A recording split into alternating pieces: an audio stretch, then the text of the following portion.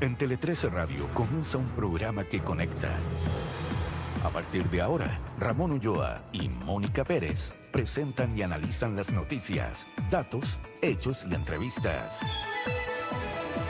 Para resumir lo más relevante del día, desde la 103.3 FM y tele13radio.cl. Aquí parte Conexión Tele 13.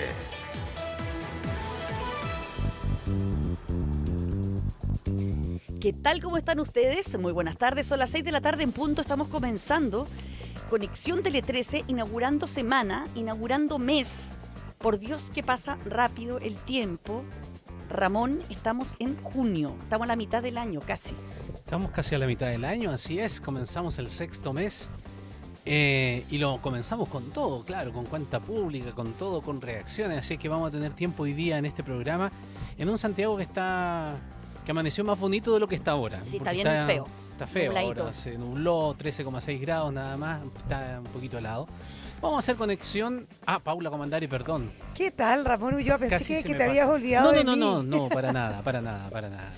Paula, por ¿Qué supuesto, tal, que está con nosotros aquí. ¿Todo bien? Ya, ahora sí, vamos a hacer conexión con precisamente lo que decíamos, ¿no? La reacción a esta cuarta y última cuenta pública del presidente Gabriel Boric ante el Congreso Nacional. El mandatario destacó los compromisos cumplidos, pero también dio a conocer el fin de Punta Peuco, la urgencia al proyecto que busca prohibir las importaciones desde territorios ilegalmente ocupados, la ya conocida iniciativa que busca despenalizar el aborto y la construcción de una nueva línea de metro que llegará directamente al aeropuerto de Santiago. Y sobre ese tema vamos a estar conversando con el ministro de Transporte, Juan Carlos Muñoz. De ese y otros temas, bueno, no sé si vamos a alcanzar, porque en realidad el metro da para bastante, pero ahí tenemos muchas cosas de una cartera que está en muy buen momento. También vamos a repasar otro anuncio de La Moneda. La ministra vocera de Gobierno, Aysén Echeverry, dio a conocer que la estatua del general Baquedano va a compartir espacio con una escultura de Gabriela Mistral en Plaza Italia, algo que sorprendió hoy día.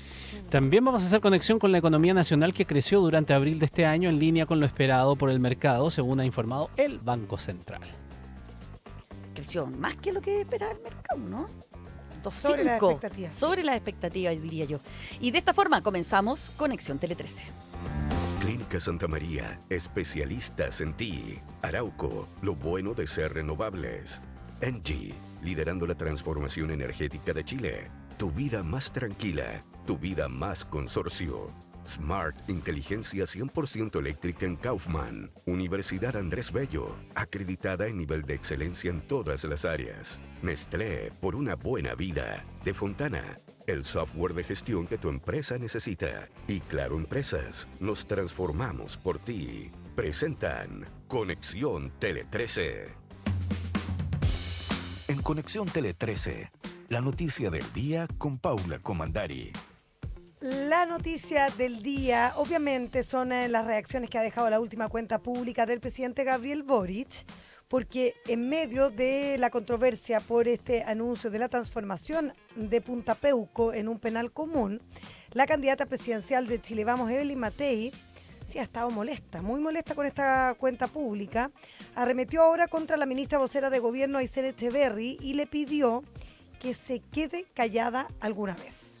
Le pediría a la vocera que se quede callada alguna vez, porque la verdad es que ojalá se dedique a la ciencia, porque como vocera, pucha que lo ha hecho mal. Estas declaraciones... ¿Vieron la cara que pusieron los dirigentes de Chile Vamos? Como estaban al lado con ella y como que ponen así como, ¿what? Claro. Este ataque a la ministra. Porque hay como un ambiente que se cuida, que los candidatos cuidan cada una de sus palabras. Pero yo creo que Evelyn Matei realmente sale con esas cosas, sí, ¿no? dice lo que quiere decir. Porque se yo le creo que viene ahí el rato. nadie la controla. Y claro, estas declaraciones se dan luego de que la ministra Echeverry criticara los dichos del aspirante a La Moneda, quien señaló que no costaría nada revertir el cierre del penal. Claro, podría suceder si ella llega a transformarse en la próxima presidenta.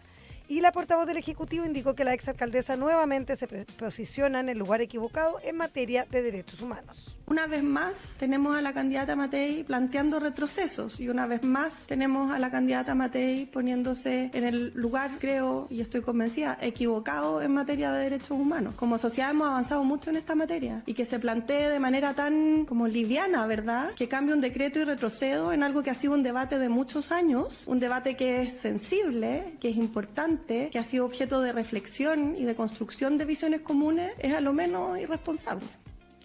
Por su parte, el senador y presidente de Renovación Nacional, Rodrigo Galilea, esta mañana en Mesa Central, aseguró que la determinación respecto a Punta Peuco no tiene ningún efecto práctico, que en el caso de que Matei gane las próximas elecciones, claro, siguió en esa línea, podría también revertir esa medida. Es la típica frase que pone contento a algunos, pero que en realidad, uno, no tiene ningún efecto práctico de mejorar condiciones de combate al crimen, que es lo que a mí me importa, pero además, yo vuelvo atrás. Hay ciertas cosas que Chile solucionó de una determinada manera y que creo que es correcto que se respeten y se honren esos compromisos que se tomaron en su momento. En tanto, desde Cerro Navia, el presidente Boric entregó más detalles de la futura línea A del metro de Santiago, que va a conectar de manera directa el aeropuerto Arturo Merino Benítez con la red del tren subterráneo. El mandatario aseguró que no solo estamos frente a una hora de progreso, sino también frente a un nuevo nivel de intermodalidad, que bueno, ustedes van a poder conversar mejor con el ministro de Transporte. Pero quería irme como a la parte general de lo que deja la cuenta pública el día después. Y pasó lo que todos sabíamos que iba a suceder, que pasa bastante en todas las cuentas públicas, que es que la oposición y oficialismo se vuelven a tensionar aún más. Porque unos esperan más mea culpa, más autocríticas y más propuestas en concreto frente a los temas que más preocupan. Y quienes gobiernan tratan de mostrar, bueno, de alguna manera lo que más les conviene mostrar o lo interpretan de una manera que no siempre cae bien en la vereda de enfrente. El ministro Álvaro Elizalde dice que la oposición finalmente lo que hace es lo que hace siempre, dice él, no reconocer nada, no reconocer ningún avance, ningún mérito, pero que ellos no pueden asumir con que como está el país, porque algunos pretenden como dar a entender que los problemas del país empezaron el 11 de marzo del 2022 cuando asume esta administración y que no hay problemas que venían de antes. Y eso ha causado también mucha molestia entre fuentes oficialistas.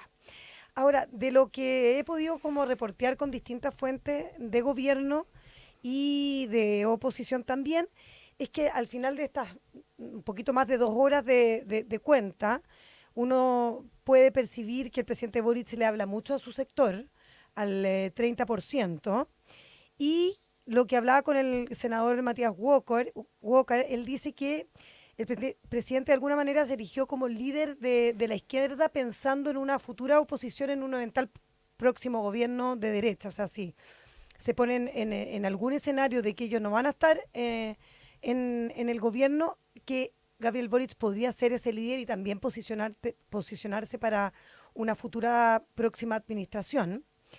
Mucho tema identitario que no congrega, porque claro, el tema del aborto que sabíamos que iba a venir, tú lo adelantabas también, Mónica, la semana pasada, claro, ni siquiera despierta acuerdos o a una posición en su propio sector. Ya vimos al senador Insulza, por ejemplo, decir que bueno, que él tiene que ver el proyecto, pero a priori él no está por un proyecto de aborto libre.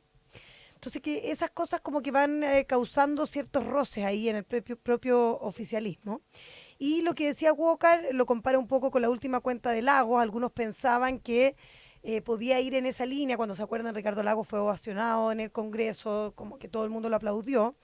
Ahora uno no podría sentir que eso fue una cuenta parecida, la de Gabriel Boric, a lo que ocurrió en la última de el presidente Lagos. Y hablar de que el tema del aborto genera siempre este ruido tan importante, porque claro, de alguna manera la oposición cambia su línea y ahora dice ya, póngale urgencia y discutamos este tema rápido, básicamente para cerrarle la puerta y votarlo en contra. Y lo que algunos esperan es como tener una mayor altura de mira y pensar que este es un proyecto que puede gustarle a unos, puede no gustarle a otros, pero que de alguna manera se tiene que debatir. Oye, me llamó la atención la postura en esa materia del cardenal Chomalí. Más Que- tranquilo en ese sentido. No que dijo, o sea, que por supuesto él está en contra, Claro.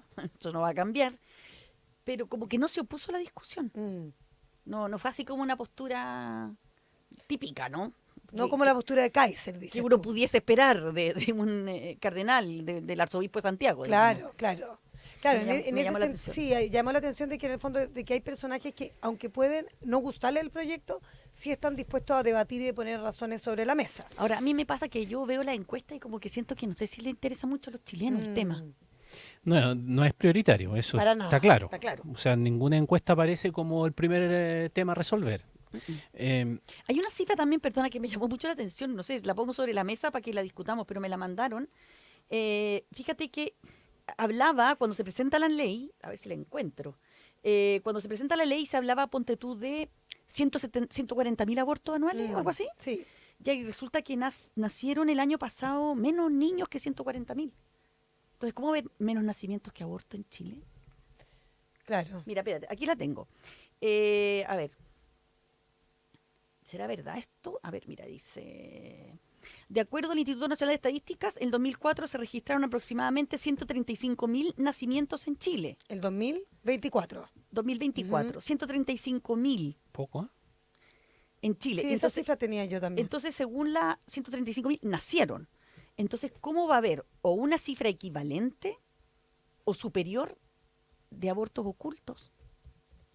Como claro, que no me pegaba. claro, no hay mucho tiempo que uno pudiese decir que se Porque produjo la- después del aborto. La ministra Orellana dijo que habían 170.000 abortos el 2024 y nacieron menos de 140.000 niños. Claro, habría que rechequear ese número. Sí, yo creo que eso es Pero mucho. eso es una estimación, lo de los abortos, obviamente. Claro, entonces es una estimación media alta. Po. Una estimación que, bueno, habrá que ver. Pero ¿cómo iban a sobre ser la tan base pocos niños un año? Pero dice que eso es de las cifras de aborto por las 3 causales, o ella imagina una cifra. No, ella hablaba no. de una aborto- cifra negra, una Una cifra cifra negra, de negra, aborto una cifra ilegal. negra. No, una cifra Pero negra. ¿cómo van a ser tan poca gente en un año en ¿Que Chile? nació? Pero es que si bajó, Sí, si se ha bajó, bajado en mucho la 2024 bajó natalidad. como un 11%. Mm. Sí, ha sido dramático La cifra por eso que como estamos en- 1,2 hijos por mujer. Sí, y de un año a otro bajó 11%. Y antes ya había bajado otro tanto. Sí, los últimos 10 años ha sido dramático el descenso.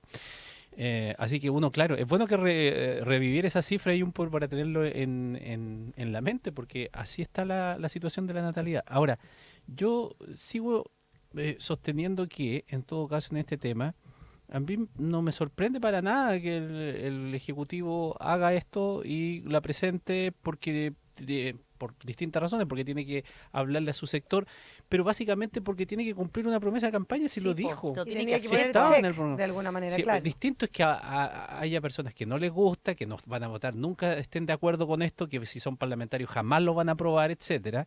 Pero el tema ha estado, nadie podría sorprenderse por aquello. Lo que a mí me puede sorprender más es que aún así no le coloque la urgencia que corresponde. Porque si es prioritario, entonces sí lo Discusión trata, inmediata. claro, Mm. y entrabas la discusión con Es que con cuando el le presidente de la Cámara y todo, pero te la juegas porque es una convicción, porque cuando uno tiene convicciones va hasta el final con las convicciones. Lo que pasa es que ellos dijeron que no está tan hasta el final, sino que lo que quieren es iniciar una Es discusión, debatirlo, debatirlo. Y si tú le pones urgencia, Tienes- cortas. ¿Cuántos días tienes? ¿Tienes pocos días para votarlo? Corta la discusión, el debate, que es lo que quiere generar. ¿Qué es lo que quiere si no están precisamente los la votos, derecha? pero es que si no están los Claro. votos, es que yo creo que hay que tener una cuota de realidad, no están los votos. Y tú tienes que cumplir una promesa. Sí. Si no pasa por lo del medio, es como que ni chicha ni limonada. O Claro. sea, te digo, mira, sí, cumplí con mi promesa, lo presenté. Pero ¿por qué no lo apuraste? No, porque no estaban los votos. Pero entonces, ¿por qué no llevaste al pizarrón y que se vote? Y bueno, Bueno, hasta hay varias interpretaciones ahí en las sombras. Por ejemplo, la derecha cree que el gobierno de alguna manera quiere mantener este proyecto arriba porque Evelyn Matei en su momento también fue ambigua al respecto. Ella también estaba a favor de legislar en ciertas causales. Entonces, como que la podría incomodar, por ejemplo, algunos piensan. Pero como dice la Mónica, efectivamente, si tú le pones suma urgencia o discusión inmediata, tienes días concretos para discutir y votar. Yo creo que la cuenta pública, que me voy a echar autoflores, ¿ah? Pero pucha que le achunté en el Raspac del miércoles pasado, porque más o menos fui planteando los mismos puntos que dijo. Yo cuando lo escuchaba el presidente el domingo, yo decía, oye, menos mal que le achunté. Porque Tal vez lo guiaste. eso es lo que yo no, yo lo que tenía miedo de haber dicho una cosa nada que ver el día miércoles, y no, se fue cumpliendo el domingo. Pero entre esas cosas, bueno, por supuesto que él hace como la mejor versión de la pega que hizo, ¿no es cierto? Sobre todo en cifra Claro. económica y bla, bla, bla. Pero hay elementos simbólicos. Yo creo que el aborto es eso, es No es simbólico. simbólico. El cheque que además lo presentó en la cuenta pasada y ahora está diciendo que Es ya hay un simbólico, proyecto. pero no Es es simbólico. efectivo. A eso voy yo. Y como tampoco, lo de Punta y lo de Peuco. Punta Peuco. Es lo Eso mismo, quería po. sumar. Es eso quería simbólico, pero sumar. no es efectivo. Si esa cosa está, Punta Peuco está sobregirada, tiene sobrepoblación. Sí, Entonces claro. no va a sacar a nadie ni vaya a meter a nadie en la práctica. O sea, Va- nos va a sirve seguir así. nos sirve para resolver No es el para tema resolver, no es que de va a meter más sobrepoblación. gente, En ni las tampoco cárceles, va a por cerrar ejemplo. la cárcel para violadores Pero- de derechos humanos. Pero No, sí sirve, Pero es sirve simbólico. como un símbolo, porque Sí. recordemos que el origen de Punta Peuco es un origen tan polémico que recordemos que hasta el ministro de Obras Públicas de la época era Lagos, y Lagos renunció. Lo que pasa es que después no le aceptaron la renuncia, pero él se negaba a construir un penal Especial para... especial claro. que tiene todo tipo de privilegios para violadores de los derechos humanos. Po. O sea, y recordemos que se hace en un año, que se hace en el gobierno de Frei, cuando todavía estaba Pinochet vivo. Po. O sea, el año 95 fue esto. O sea, fue antes de la detención, pues si la detención fue el 96, no, 98. 98 fue La detención fue el 98, entonces todavía tenía un poder Pinochet muy grande en la política en ese minuto, entonces no fue un penal que se hizo así libremente, una decisión democrática, como dijo, perdón, el senador Galilea, que lo contradiga, que en la mañana dijo que había sido casi un acuerdo, un pacto. La verdad que sí, puede haber sido un pacto, pero fue esos pactos de la transición Pactos del 98, Claro. que tenían poco de libertad. de libertad. Eso es lo que yo pienso. Oye, tantas preguntas que vamos a poder despejar mañana temprano con el presidente Gabriel ¿Verdad? Boric, Que viene para aquí. acá. Sí, a Mesa Central. Sí, no se pierdan esa entrevista que mañana va a tener aquí en esa central Iván Valenzuela con el presidente Boric. Conexión Tele 13. Bueno, se espera que la estatua del general Baquedano retorne a Plaza Italia cuando terminen las obras en curso que se desarrollan en el eje Alameda Providencia. El monumento va a compartir espacio con una obra en honor a Gabriela Mistral. Este lunes, la ministra vocera subrogante, Aysén Echeverry, confirmó que el regreso de la estatua del general Baquedano a Plaza Italia será en un espacio compartido con la poetisa y premio Nobel de Literatura Gabriela Mistral. En cooperativa, la ministra indicó que ambos monumentos se emplazarán en el eje Alameda Providencia.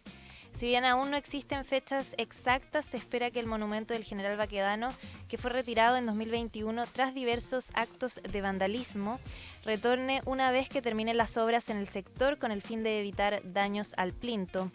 El alcalde de Providencia, Jaime Belolio, reaccionó conforme al anuncio e indicó que la comuna defenderá el patrimonio y la historia, mientras que el gobernador de la región metropolitana, Claudio Rego, informó que el artista que desarrolle la obra de Gabriela Mistral será electo a través de un concurso público.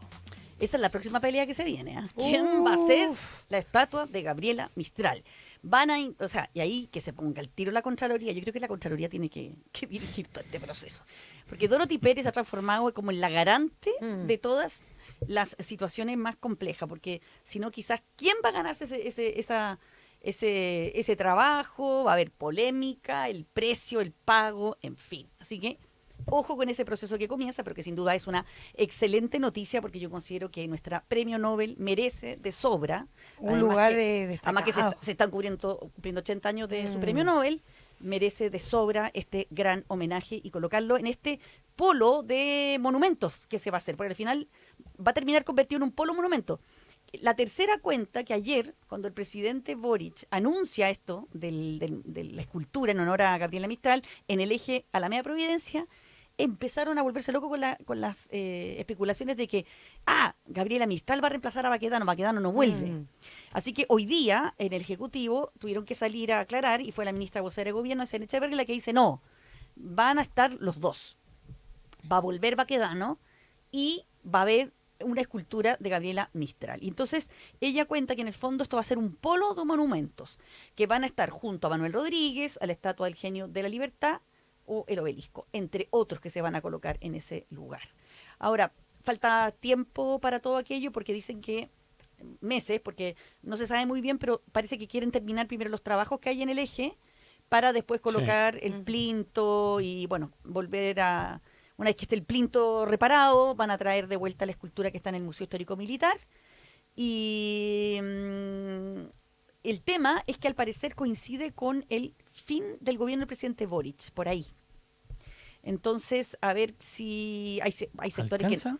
que... No, es que hay sectores que no quieren, o sea, hay sectores que son del gobierno que no quieren que vuelva. Claro. Entonces, Ay, yo creo que por ello que se demore... Gran pelea, gran. Yo creo que se demore lo más posible el arreglo de ahí para que no vuelva, que vuelva no sé, el 13 de marzo.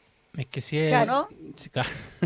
Es que si es el final de las obras, bueno, por ahí te la puedes sacar, porque queda harto tiempo todavía. Y Sí. la obra siempre se retrasa. Sí, Entonces, cosa de hablar con el encargado de la obra del eje de la media provincia, oiga, ¿por qué no se demora un par de meses más?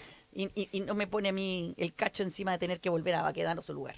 Ahora, desde el punto de vista, ya que estamos hablando de simbolismo, es simbólico también todo esto. Es muy simbólico todo aquello porque efectivamente para muchos es el hecho de que vuelva Baquedano es restablecer un orden, por decirlo de alguna, un estado de cosas. Ganarle a la violencia. Ganarle al símbolo que significó, sacarlo por la fuerza desde allí Sí. y con todas las implicancias que tiene. Ahora esto de colocar más monumentos es como una forma, me parece, media un poco ingeniosa igual, sí. Yo la encuentro buena. De De aplacar equilibrar, los ánimos. claro. No porque Gabriela Mistral sea un antagónico de Baquedano, no es por eso, sino porque habiendo más cosas que celebrar, como que tú puedes homenajear en un lugar. O sea, hay que resignificar ese espacio, porque si no va a quedar como marcado por ese enfrentamiento que se produjo en ese lugar. Claro, y si nadie quería, o muchos no querían al general Baquedano, bueno, se compensa con que hayan más. Yo creo que esa también parte de la Claro, discusión. claro. Conexión Tele 13. Vamos a las buenas noticias que nos deja hoy día la economía. Como una buena noticia calificó el ministro Mario Marcel el IMASEC de abril, que mostró un crecimiento del 2,5 frente al mismo mes del año anterior. El jefe de la cartera fiscal señaló que la cifra constata que la economía chilena se expande, por lo que se podría esperar un buen año económico. El Banco Central informó este lunes que el indicador mensual de actividad económica de abril de 2025 creció un 2,5% en comparación con el mismo mes del año anterior. Por su parte, la serie desestacionalizada aumentó un 0,6% respecto del mes precedente y un 3,3% en 12 meses. El Banco Central detalló que el desempeño de la minería y los servicios fueron claves para el IMASEC. El ministro de Hacienda, Mario Marcel, calificó como una buena noticia para el inicio del segundo trimestre del año e indicó que se sigue constatando la expansión de la economía chilena, por lo que se podría tener un buen año en la materia a pesar de los vientos en contra que vienen del exterior. Bueno, Marcel, un mes te tiene una buena noticia, después matiza con otra, pero en términos generales él mantiene siempre Sí, el no, yo creo que optimismo. El optimismo. Me refiero a ver, a los... lo dijo, por lo pero dijo. me refiero a las andanadas de críticas que vienen, porque, a ver, yo lo voy a decir sin tapujo. No lo dice él, pero voy a tratar de interpretarlo de cosas que he escuchado y que me parece que le hacen sentido. Se dan cuenta que él está más a la explicativa, por decirlo, manteniendo siempre el tono, que siempre tiene muy educado Marcelo y todo lo que quiera. Pero del momento en que Carolina Toá reveló que era pareja, yo ¿qué no sé si, elemento va a incorporar aquí, vamos? yo no sé si o soy muy perseguido o he escuchado que han aumentado muchísimo las críticas a su gestión como ministro de Hacienda. Desde la oposición, claramente. Desde el análisis político, también. Y yo creo que él lo ha sentido. Lo ha sentido y ha salido a explicar muchas de las cosas de la ejecución presupuestaria, de los equilibrios fiscales, del nivel de endeudamiento. Ayer el presidente de la República le escuché especialmente en el sector económico mucho de esto, a pesar de lo que dicen, aunque dicen esto otro, y tengo cifras para demostrar, y al que quiera revisar las cuentas que las revise, porque la inversión bla bla bla, porque la tasa de endeudamiento es más baja que antes, tanto en términos porcentuales como... A mí todo eso lo sumo y me da el sentido de que efectivamente, si no fuese esa la situación de este instante, el ministro de Hacienda no estaría tan cuestionado y cada vez más respecto del avance de la economía, y estas cosas que son buenas noticias florecerían un poco más. Y él mismo insiste en tratar de demostrar esa situación. Yo comparto contigo, pero yo creo que va más allá. Yo creo que en esta cuenta pública lo que hizo el ministro, o sea, el ministro tiene que haberle aportado todo el input al presidente para demostrar que la economía no está hecha un desastre, como siempre se ha visto esta pelea entre la derecha o los empresarios que tienen este desánimo, esta sensación de que está todo en el caos, y lo que quiere hacer el ministro es mostrar que no es verdad. Es como lo que él dijo en la Sofofa la semana pasada, cuando les dijo que este iba a ser el punto de inflexión. Les dijo, espero que en los próximos años ustedes me inviten aquí cuando yo ya no sea ministro de Hacienda y hablemos de que este fue el punto de inflexión, el punto en que Chile subió, empezó a crecer. Él tiene esa expectativa, o él quiere defender ese legado. Está defendiendo el desempeño económico, su gestión, a pesar de las críticas que ha habido enormes en torno a que calcularon mal los ingresos del presupuesto, en que el déficit fiscal se les disparó. Y él tiene explicaciones para todo. Y en eso basó un poco ayer su speech, el presidente Boric. Y hoy día yo creo que le vino de anillo al dedo a Marcel, Claro. el IMASEC de hoy día. Yo tengo Yo encuentro que metió Marcel 1-0, no sé contra quién, pero 1-0 seguro.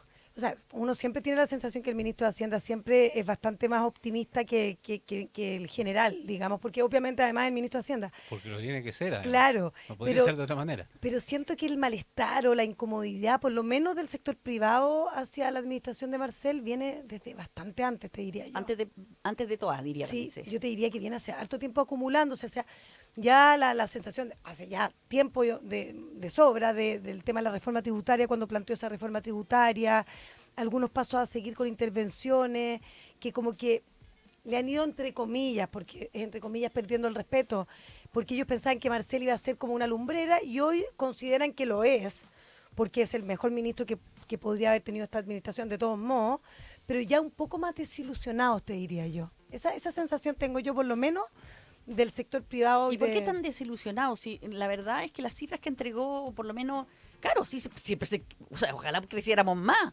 pero Sí, pues estamos creciendo a cifras bien bajas. O sea, ojalá pudiésemos crecer pero al doble. pero el crecimiento tendencial que tenemos marcado es como de 1,9 y sin embargo estamos creciendo al 2,5. O sea, yo igual encuentro que igual ha hecho un esfuerzo en efectivamente se le desarmó todo en la último presupuesto, pero antes se pegó un ahorro, o sea, nadie podrá decir de que el gobierno de Boric fue un gobierno que despilfarró plata a nivel fiscal. Hoy fue hizo un refuerzo súper importante a principios de apretarse el cinturón. Yo creo que al final se empezó a relajar un poco más y fueron viendo que no era posible eliminar ese gasto.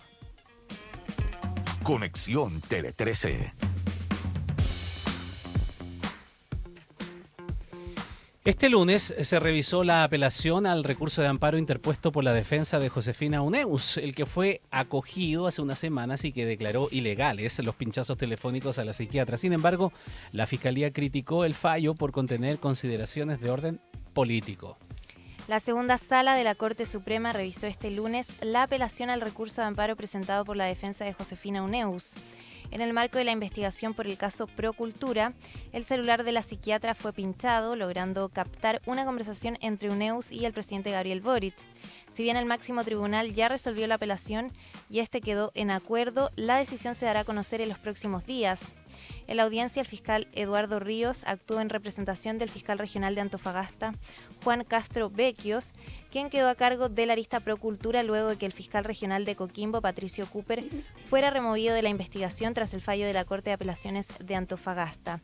De acuerdo al fiscal Ríos, el fallo responde a una falsa resolución y asegura que denosta al Ministerio Público, pues los pone al nivel del pasado más oscuro de nuestro país y se les acusa de estar actuando como aquella policía política como la DINA, la CNI. Conexión Tele 13. Y 2 años después de que comenzara el juicio y más de 10 años desde que estallara el caso, hoy fue la primera jornada de los alegatos de clausura en el juicio en el caso de SQM contra 8 imputados por delitos tributarios, cohecho y soborno. La última etapa del caso SQM, derivado del también bullado caso Penta, comenzó este lunes con los alegatos de clausura de las partes en el tercer tribunal oral en lo penal de Santiago. La audiencia, que duró hasta pasado el mediodía, se reanudará mañana martes a las 9 de la mañana. Entre los imputados se encuentra el exministro Pablo Longueira y el actual candidato a la presidencia Marco Enríquez Ominami, cuyas defensas, si bien valoraron llegar a la recta final del proceso judicial, criticaron el excesivo tiempo transcurrido entre la investigación y el juicio. De acuerdo al estudio que representa Enríquez Ominami, se han vulnerado derechos, especialmente el derecho a ser juzgado en un plazo razonable. No obstante, la fiscal regional de Valparaíso, Claudia Peribancit, argumentó que la demora en el juicio se debe única y exclusivamente porque tienen un importante volumen de pruebas que era necesario traer al tribunal. ¿Tanto tiempo que dura esto? Tanto tiempo. Tanto tiempo que uno ni se acuerda ya. Mm. Desafío a la audiencia a que pueda nombrar un poco y resumir el caso, si a uno mismo le cuesta después de tantos años, 10 años desde el inicio, 2 años de juicio. Cuando se demora tanto una situación judicial y resolverla, la pregunta es si es justicia al final, si queda la sensación a la ciudadanía de aquello en situaciones que pueden revertir características muy perjudiciales para la democracia, porque estamos hablando aquí de acusaciones de pagar aquí, pagar acá, pagar para allá y pagar a todo el mundo para yo tener una posición luego cómoda y después pedir favores seguramente al mundo político, en donde entraban y salían, ¿te acuerdas? Cómo entraban y salían, era el escándalo más grande, todos se agarraban de la cabeza en que va a terminar todo esto. Es que Ponce Lerú le pagó a todos, de Sí, derecha pues, a izquierda. Eso, a todo el mundo allí. Y todos tiraron la mano. Y todos dijeron que bueno. Todos no, dijeron no que todos, bueno, ¿ah? unos por aquí, otros Por no eso al todos. principio nadie quería Digamos, que de un amplio espectro. por se decirlo de publicara o se extendiera mucho el caso, porque al final sabían, al principio partió en un sector, pero al final sabían que, claro, que se había financiado a, De derecha a izquierda. claro, moros y cristianos. No me refiero no a todo, no porque se haya sabido, pero en la época, en el momento, cuando salió esto, me acuerdo de haber conversado con políticos off the record, y me contaban lo doloroso que fue para ellos en campaña rechazar la plata de Ponce Lerú porque no les parecía que tenían que recibir plata de él por ser el yerno de Pinochet, por cómo obtuvo la empresa, bla, bla, bla. Entonces, hubo políticos que fueron decentes. Lo que pasa es que muchos y muy famosos no lo fueron. Y aceptaron dinero. Ahora, todo está todavía, se tiene que cerrar esto. Tampoco, no es una verdad judicial todavía 100%. Pero lo que alega la investigación es que él pagó mucha plata, mucha plata, $14 millones de manera ilegal a casi 300 personas. Qué increíble, ¿eh? Mm. Y hay que Yo ver caso. lo encuentro un caso emblemático. ¿Ah? Y es que, por eso digo, mi reflexión es que es un caso emblemático, un caso gravísimo. Gravísimo. Porque involucraba, insisto, a prácticamente todos los sectores políticos, desde derecha a izquierda estaban Y que y cambió la manera de financiar la política. Claro. que llevó a reformas, claro, pero con el paso del tiempo, después de 10 años y después de 2 años de juicio, 12 en total, mira, cuando salga al final la sentencia, esto va a ser como plop. Y además que en el camino fueron cayendo otras cosas, fueron saliendo ciertos actores, otros se fueron. Pero de todas maneras yo creo que es importante que nosotros como periodistas hagamos recuerdo de estas cosas. Y cuando salga el fallo, se podrá contar la historia completa. En fin.